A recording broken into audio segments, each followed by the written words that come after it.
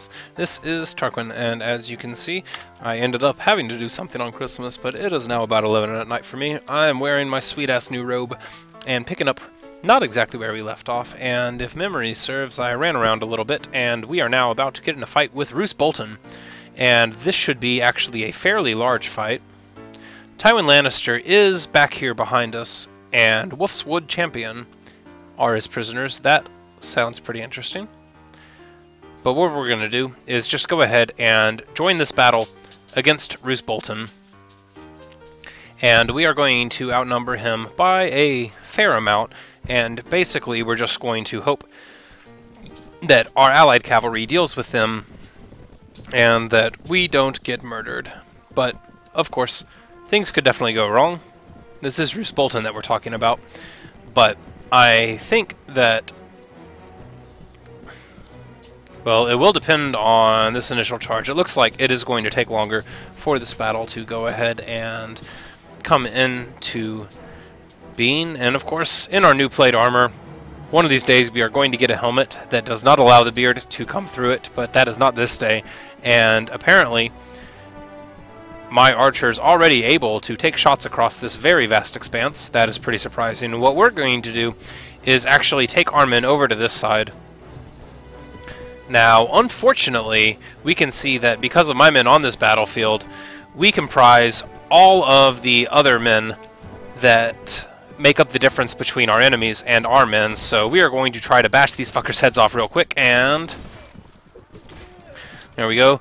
And per suggestion, I went ahead and tried to bash Roose Bolton in the face! Oh, and right into the shield, and now into a bunch of northerners. Don't want to stay in there long, and look at that, I am on a nearly dead horse. What I have to do is not get my horse killed right here, and then... oh, this is so bad. My horse is going to die, and I'm going to die shortly afterward. I don't have too many illusions about that.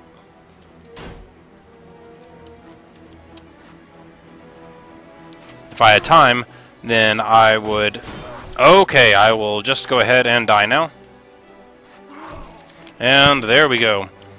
No surprises there, and... well, suppose I shouldn't act surprised, and we're going to go ahead and back out.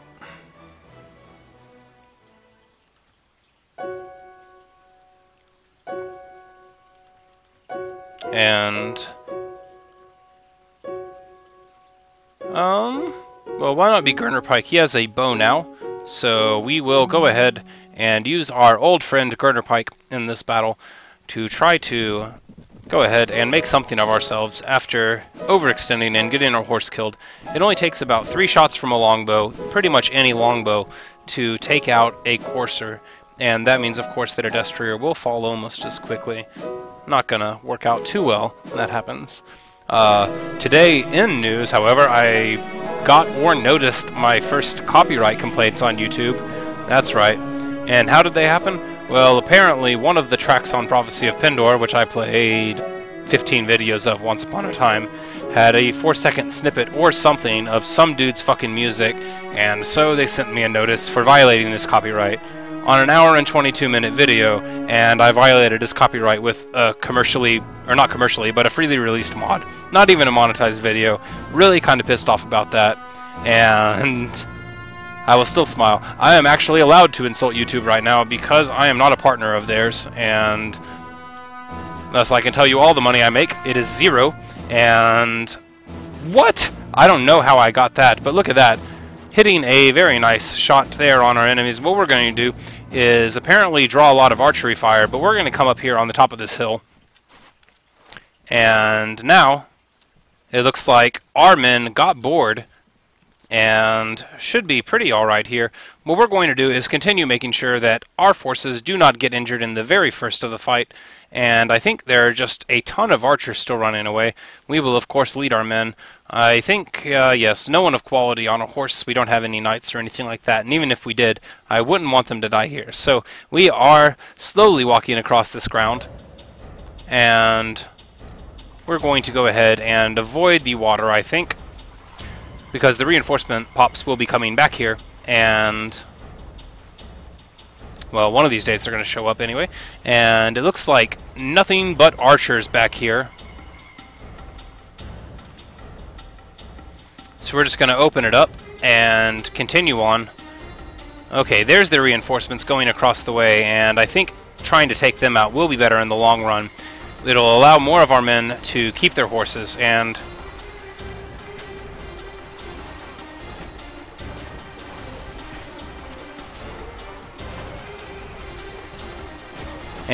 that was not a good idea. But we fall down and thus are not struck. That man's horse, though, not so lucky, but now we're going to go ahead and get to a weapon that hopefully we can fight with worth 1 dam, and trying to stand close against that spear, try to reduce the damage. Absolutely great results so far. And now what we're going to do is apparently declare victory all of a sudden. Who knew it was going to be so fast? But there we go. The second attack on Roose Bolton's army coming through very nicely. And Lyle Craycall putting his dukes up, and he is happy to know me. And we get a fair complement of very tasty prisoners. They should sell for 1,000 or more. And there's our first Northern Sergeant, which we are taking only because we want cavalry someday, although I think maybe I should leave them at Elite Northern Billmen. And apparently a couple more levels, and wow, look at that, Lord of the Mail Gauntlets, that's fantastic. And well, we will put them on Gurner Pike and then steal them immediately afterward. And hells yeah, Gurner Pike has a level, and that means 15 strength, that means level 5 in power draw, and that means that he is about to get a strong longbow and become a very, very dangerous force for good and for me in the land. And good old Mavros Sand, rocking some chainmail, and just going to go towards, I think, strength at this point. We'll take the Weapon Master point first.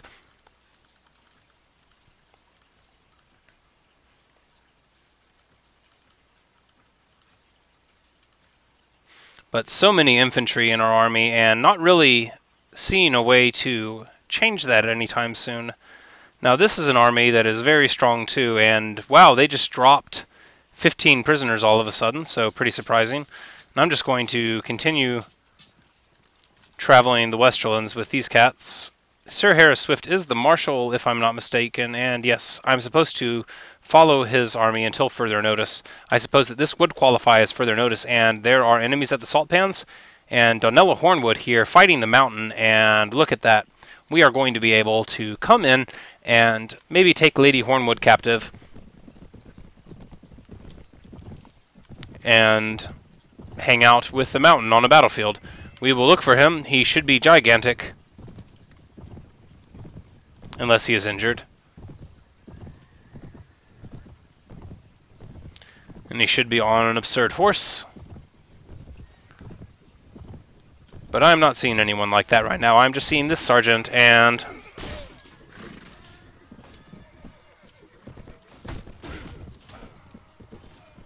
horse getting a headshot there from an archer and almost being slain. Gonna go ahead, go to foot for the wrap-up of these poor bastards, and there we go. Perfect.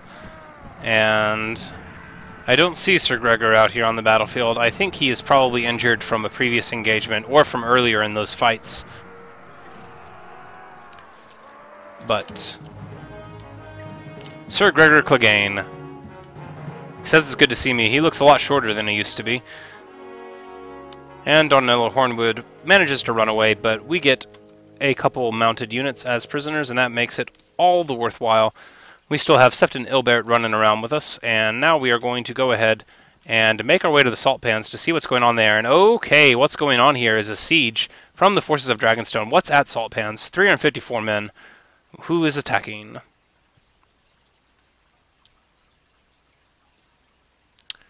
So many hundreds. Now, from what I recall, the Saltpans are kind of terrible.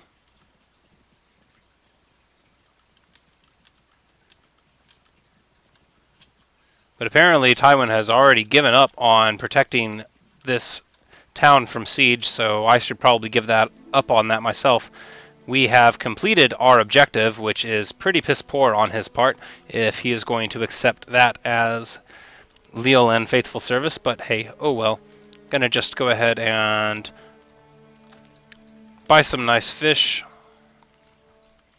and hopefully find a human salesman, as we are always wanting them, but no such luck. And would you look at that, 2,700 coins for a Masterwork Castle Forged Arming Sword. I, of course, am nowhere near that neighborhood, so not going to happen. And I think I should keep that bow. I will not, though. Salt not really selling for enough. What I'm going to do is just wait up here for a little while, looking for another fight, but feeling a little disappointed with the forces of the north just sacrificing the Saltpans to Dragonstone. But it looks like Tywin is on the march. So never mind, he is not. And the battle is underway here, but okay, wow, look at that. Actually, if I can get in here, okay, I cannot.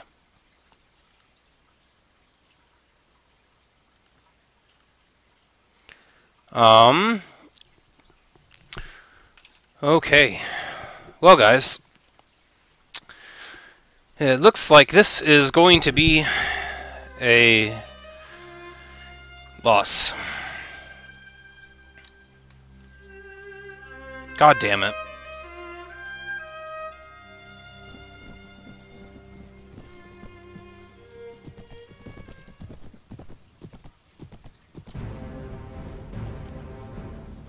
It's pointless to even try, but also pointless to give up without any sort of a fight.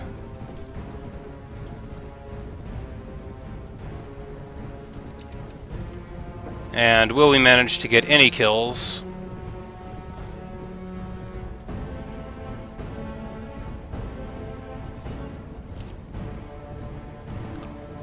Looks like our reinforcements have arrived. We have no kills yet, and don't manage to get that one. Now we're going to get killed immediately by all those knights behind us. But we get one man on the ground knocked out, and I'm up in the air between a bunch of men. My plate armor working well enough, but terribly surrounded there. And now, what? It's going to let me leave? Okay. I will take it. So that's what you have to do.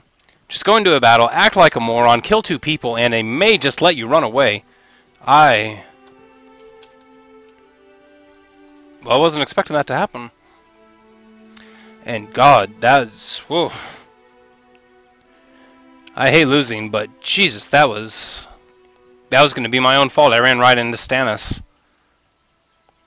Trying to help them out. And what I'm going to do now is become free of my bond. And that'll be the end of this video. Or fairly soon, and of course now with a lot of men dead, and I have enough money to pay my men for a while since I only have 50 men, and not all of them elites. What I'm probably going to do is take a short recording break and go and fight wildlings or something.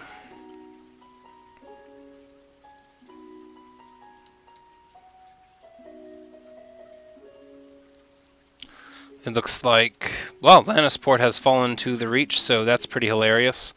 And, well, when the Dragonstone forces take Saltpans and Duskendale, they might actually be in some fine shape here, but of course there will be counterattacks from the Stormlands eventually. So actually pretty interested to see how things are going here, but look at that. The Iron Islands have already rolled over the north. I just want to check on the date really quick.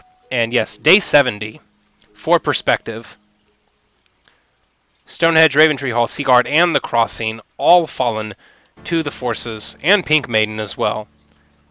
5 castles. The entire strength of the north, south of Moat Cailin, except for Maidenpool, has been lost, and Maidenpool will not stand for too long. So, of course, the north is shaping up to lose.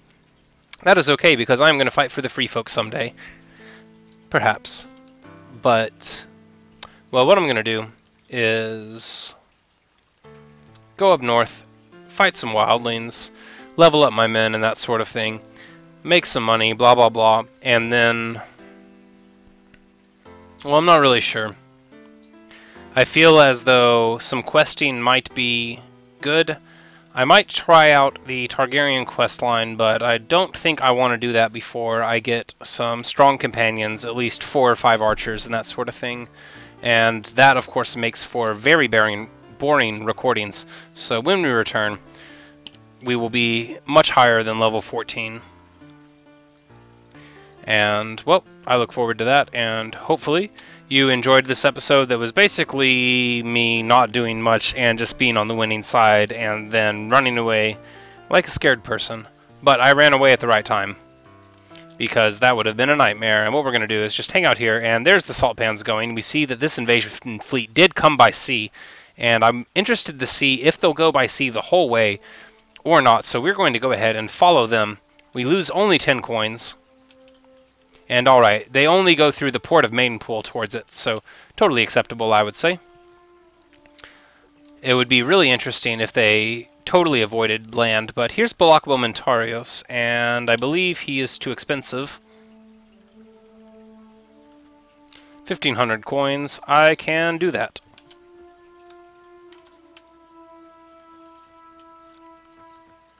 And of course, Maidenpool has been starved for salt ever since they were at war with the people holding Saltpans for a while, so they will be very happy to have that, no doubt.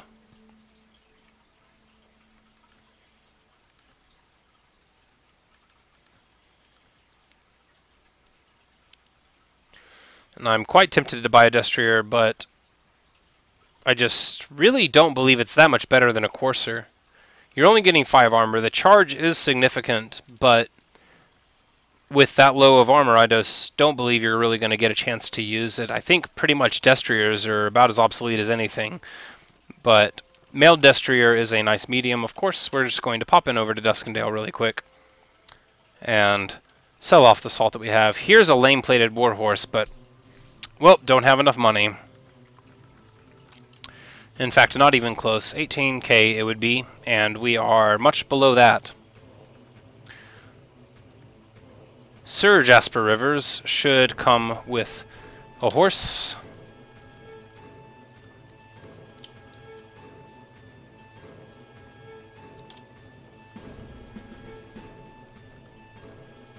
$4,000.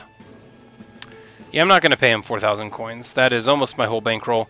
And if I find something tasty and affordable, like a normal longbow, that part was a joke, then I will definitely want to be able to buy it. What's iron like here? Ridiculously expensive. I suppose what we should do before we do anything else is assess the local prices, and that will probably tell us what we need to do with our future. And I think...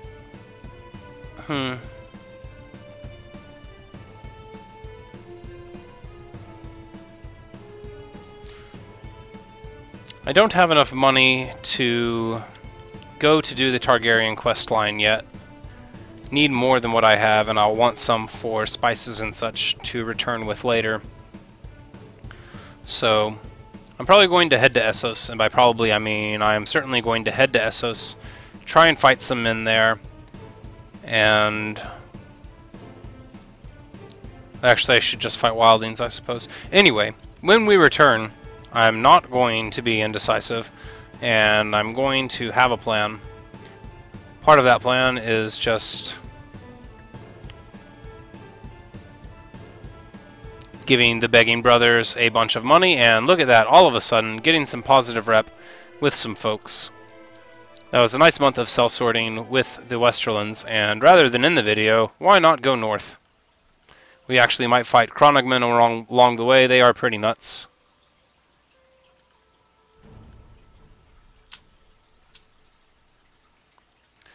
They do have 4 northern billmen, which would be nice to add to our army, but we can fight a wildling group with just what we have here. And never mind, 24 Cronagmen. Nope, 17. I lied. Want to fight me, so we are going to have this, and then maybe a wildling fighting in the video. Not a lot of compelling stuff going on here, I know, but, well, that is the danger of playing the early game. I was hoping to get a couple of nice field battles and maybe a siege defense early on, but I just don't have the troops or the strength in my personal character or companions to feel confident about that, and of course, I definitely cannot beat Stannis Baratheon in the field. And here are the little Cranogs.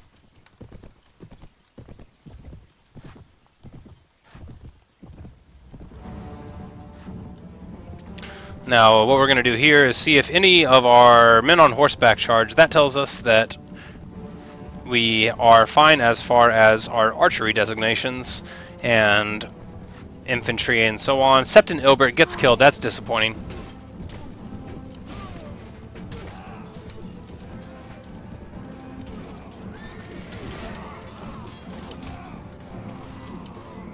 These little rotten bastards. There we go. There's another kill. And of course at 96 experience, not that huge of a benefit, but each one of these battles really does matter to a pretty extreme amount. All of the early game that you're doing that doesn't feel like you're getting anywhere, you're making money and you're leveling up your companions. And companions are absolutely the essential component of a really strong setup. And look at that, a even better war mace than the one that I carry.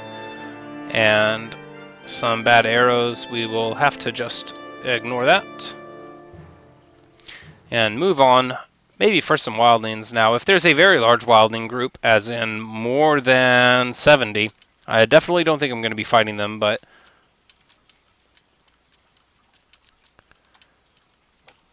that's just 18, that's not near as fun. Here's 51, that'll actually be a stand-up fight with most of our men in good enough form.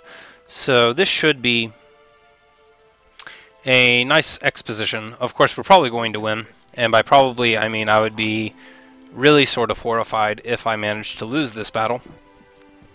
But as always, this is just the standard early game. What we're going to do, lead our men a little bit until we get them on at least the top of a hill.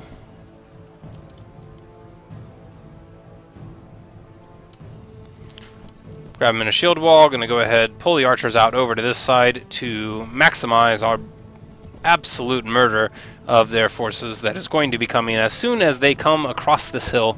And I want to go ahead and get our horsemen out of the way, such as they are. All companions and one mounted Sarsfield archer.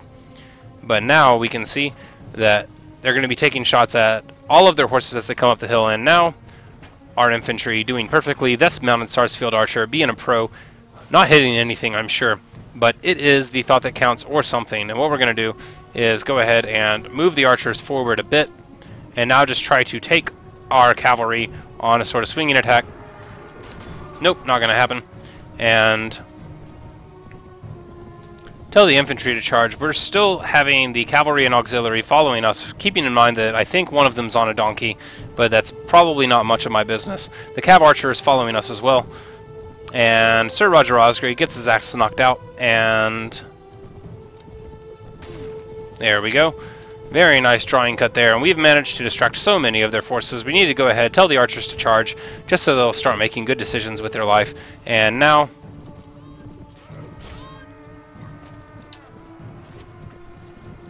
we're just going to open everybody up, and I'm actually pretty happy to see those pirate captains there. Those top helmets could sell for a good amount. Arming swords, always a premium, and, well, how'd they get so far from home? Of course, I know the answer to that. They were prisoners, and then someone kicked their ass, and then the wildlings rescued them. But now our horse, nearly dead, just going to make the best of that, and my horse is so terribly slow, and was going to try that roundsy. Now I'm just going to kill my own horse. You get no benefits from that, but it makes you feel a little bit like the mountain. And 4 men killed for that 50-on-50 battle.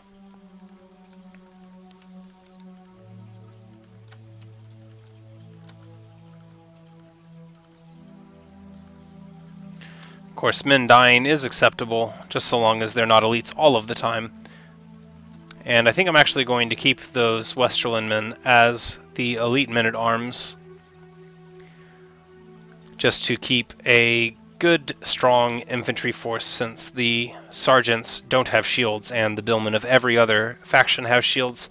I just don't think the Westerland's billmen are that great anymore.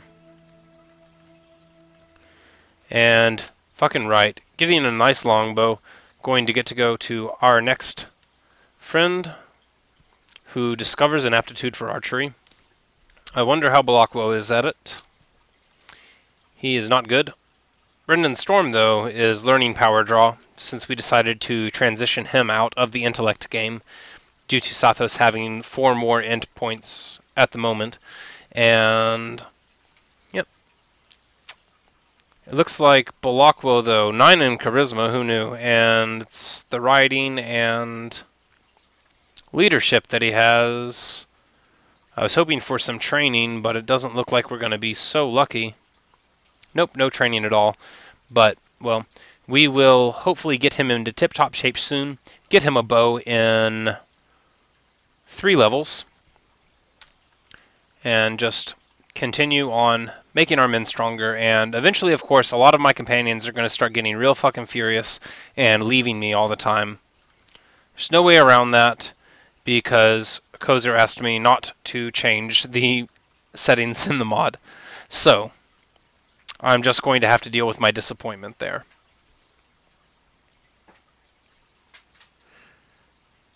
And I thought about taking that club, and I think I'm going to, since the mace serves me well enough on horseback. It can block, so that makes me perfectly happy. And Clavis LeBear also moving on up, and he will be going to, yes, Weapon Master first. Actually, that might be a terrible idea. No, we'll take Strength and a Power Strike. Really got to get up to 3 or 4 Power Strike before you can start being proud of any of your men. Another Charisma point for our Trader Marone. And we will give him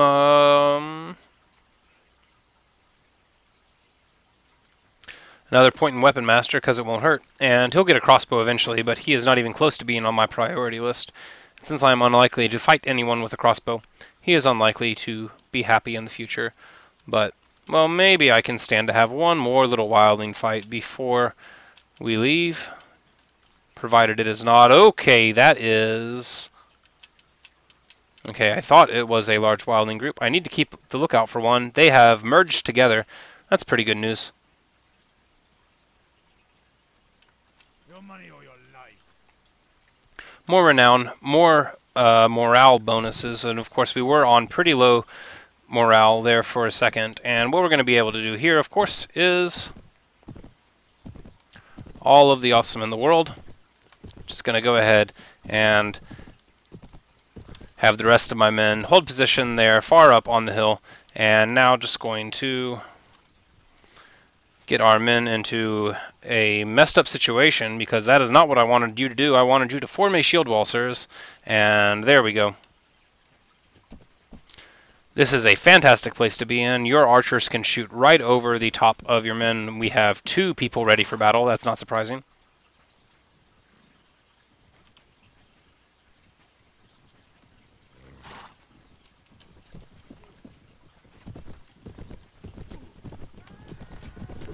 You can't even ride down a hill like that very quickly, let alone ride up it, and now what I'm doing is running myself into way more trouble than I wanted, because there are about to be spearwives shooting at me.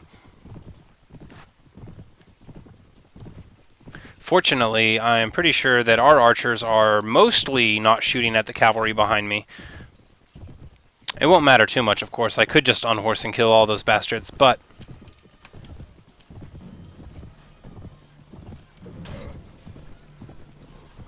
Now, see, on a destrier, that would have killed a man, but that did kill a man on horseback, and now, gonna get this kill. Definitely not gonna miss it. Never mind. Definitely missed it. Gonna cut his horse's head off with a mace. Should have stuck to trying for him. And there we go. There's the hit I wanted. And getting the shield up. Now we need to get our horse into motion, and real quick, take that strike, and gonna be just fine. It looks like Finna's gonna get him. And now this last poor bastard. Is Finna going to patch him in the head? Yes. No, that's Clavis the Bear, not Finna at all. Just looked like her. And, oh well. all my companions look alike, and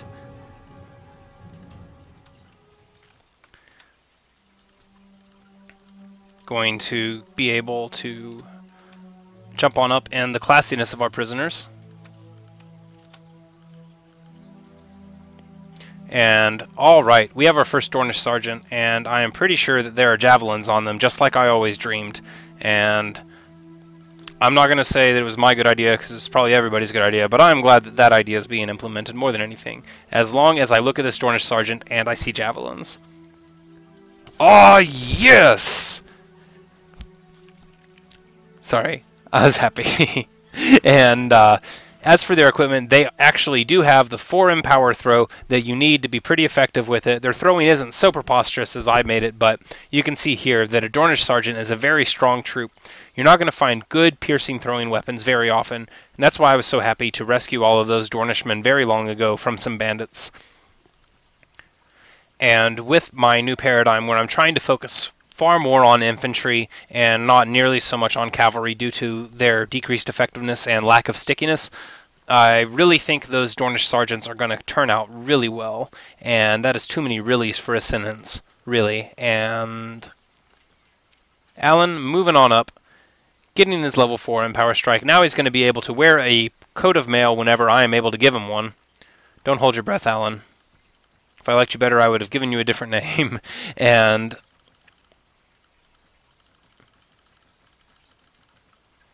well, that will be this video. While I could have you watch me fighting wildlings for much longer, and maybe you would enjoy it, I am probably going to take a slight hiatus from it, at least from talking about it, and then come back a little bit later when we have a plan that is not just killing bandits over and over. If I happen to come into a battle that seems like it'll be super awesome or interesting, then I will of course start recording then. But as for now, I'm going to go ahead and sign off. So, well, thanks for watching and listening, guys, and Merry Christmas, or whichever you prefer.